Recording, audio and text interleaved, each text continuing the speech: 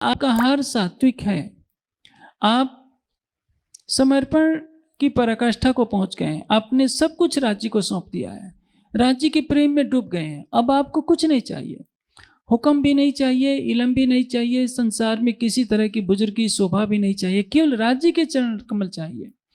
तो आप निश्चित विश्वास रखिए, आपके अंदर कितना भी क्रोध होगा, लोभ होगा, मोह होगा, काम होगा, कोई भी विकार होगा, जैसे रुई का पहाड़ होता है, उसमें एक चिंगारी लगा दी जाती है तो रुई का पहाड़ पल भर में जलकर राख हो जाता है। उसी तरह से माया के सारे विकार ध्वस्त होते जाएंगे। आप अपनी अंतरात्मा से पुकार कीजिए कि राज्य इन विकारों को दूर कीजिए, मेरे हृदय में अपने चरण कमल रखिए, मेरे हृदय में अपना सिंहासन बनाइए। यदि सच्चे हृदय से पुकार करते हैं, राज्य की शोभा का ध्यान करते हैं, तो आपकी ये मांग अवश्य पूरी हो जाएगी। किंतु यदि केवल जप करते रहेंगे तो कोई गारंटी नहीं कि आपके विकार पूरी तरह से दूर होंगे। ये जरूर कही जाती है बात कि उल्टा नाम जगत जग जाना, वाल्मीकि भय ब्रह्म समाना। वो मरा मरा कहने लगे तो राम राम हो गया और वो ब्रह्म के समान हो गए। बात ये नहीं है। जप का प्रयोग क्यों किया जाता है? जब चितवनी में कोई बैठेगा तो निश्चित है कि इसके पहले किसी से बातें कर रहा होगा, संसार की बातें घूम रही होगी। थोड़ी देर के लिए 2 बार, 4 बार, 5 बार केवल जप करने का विधान है, ताकि मन को शांत होने में कुछ समय लगे। तो जप करेगा तो राज्य का नाम लेगा तो परिणाम क्या होगा? उसके मन से संसार की भावनाएं हट जाएंगी और उसके पश्चात मन को शांत करके चितवनी में लगेगा। जो भावलीनी में डूबे, भावलीनता में डूबे हैं, राज्य के भावों में खोए रहते हैं, उनके लिए 1 बार या 2 बार का जप अधिक होता है। मुझे तो याद नहीं रहता, मैं तो 15-15 दिन, महीने महीने भर जप नहीं कर पाता हूँ। किसी को तारतम देना होता है तो भी मुझे डर रहता है कि कहीं भूल न जाऊं। पता नहीं, कर्मकांडियों की दृष्टि में तो लगेगा कि मुझे परमधाम ही नहीं मिलेगा। तो ऐसा सोचिए, वाणी से जिसका नाम लिया जाता है, उस नाम वाले को दिल में बसा लेना ज्यादा बड़ा होता है। राधा को किसी ने कृष्ण के नाम का जप करते हुए देखा है? राधा के हृदय में कृष्ण बसते हैं, रसकान के हृदय में कृष्ण बसते हैं, हर ब्रह्मात्मा के हृदय में उसका प्राणेश्वर बसता है। मीरा को कभी माला पर जप करते हुए कहीं चित्र में किसी ने नहीं दिखाया है। चाहे पुजारी लोग हों, संत महंत हो, वो माला का जप करते हैं। जहां प्रेम होता है वहां जप नहीं होता। मैंने कई बार चर्चा में उदाहरण भी दिया होगा। एक महात्मा जी माला का जप कर रहे थे और माला के जप में गिनना होता है कि मैंने इतनी माला कर ली। कोई 100 माला करता है, कोई 21 माला करता है। 21 माला करने का तात्पर्य है लगभग 2100 से ज्यादा। एक माला में 108 दाने होते हैं। 21 माला किया, किसी ने 40 माला किया, किसी ने 100 माला किया। आपने 2000 बार तारतम का जप किया या अपने इष्ट आराध्य का, राज समाज जी या श्री कृष्ण जी, जो भी आपको पसंद है वो जप करते हैं,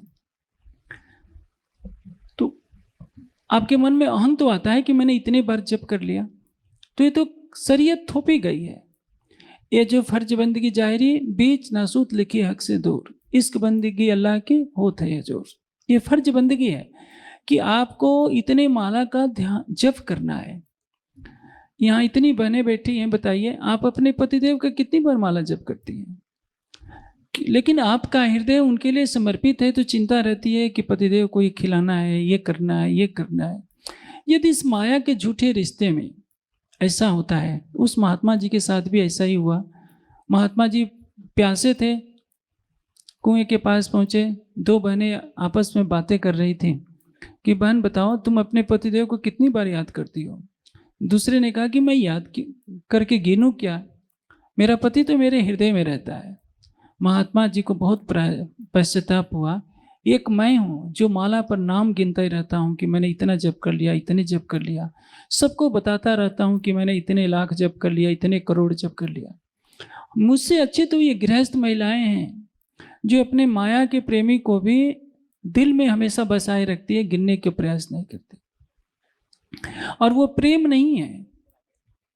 जैसे आपने अभी तक में सुना है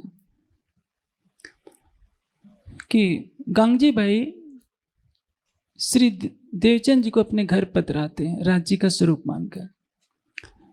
उनकी पत्नी कैसे सेवा करती है? पूछ पूछ करके। आपको भूख लगी है तो मैं भोजन लाऊं, आपको प्यास लगी है तो पानी लाऊं। तो ये सेवा तो नहीं हुई। ये जप की प्रक्रिया भी वैसे ही है। जो सेवा पूछ पूछ करके की जाती है वो सेवा नहीं होती है। और राज्य ने हमें प्रेम का मार्ग दिया है। गोपियों की हमेशा ये निष्ठा रहती है कि हम अपने आराध्य कृष्ण को कैसे रिझाएं। वो कोई माला का जप नहीं करती, कृष्ण नाम नहीं जपती, उनके हृदय में कृष्ण बसे रहते हैं। उनको सिखापन देने के लिए उद्धव जी आते हैं और उनको कहते हैं कि देखो तुम योग साधना करो। देखिए, योग साधना अलग है और चितवनी अलग है, थोड़ा सा अंतर है। योग साधना में चित्त की वृत्तियों का निरोध किया जाता है। उद्धव जी ने जो उपदेश दिया वो निराकार की साधना का था।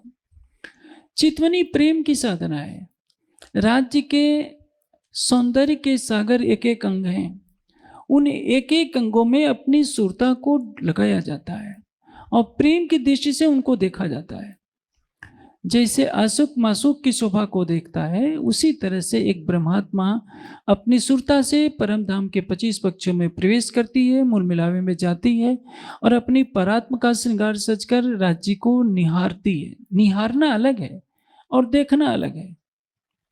देखा तो किसी को भी जाता है, प्रेम के नेत्रों से देखना वो दीदार कहलाता है, दर्शन कहलाता है। उसको बोलचाल की भाषा में निहारना कहते हैं।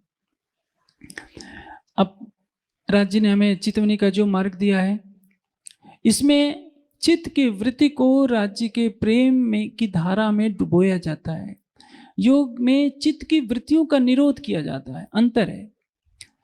योग में किसी लक्ष्य पर मन को केंद्रित करके चित्त की वृत्तियों को समाप्त कर दिया जाता है, निषेध कर दिया जाता है कि हमारे चित्त की सभी वृत्तियां समाप्त हो जाएं, क्योंकि चित्त की वृत्तियों का निरोध ही योग है। चितवनी में क्या किया जाता है? प्रेम में डूब करके वृत्तियों का निरोध किया जाता है। दोनों में अंतर होता है और इसलिए इस प्रेममयी साधना में जो चलेगा उससे बड़ा कोई मार्ग नहीं होता।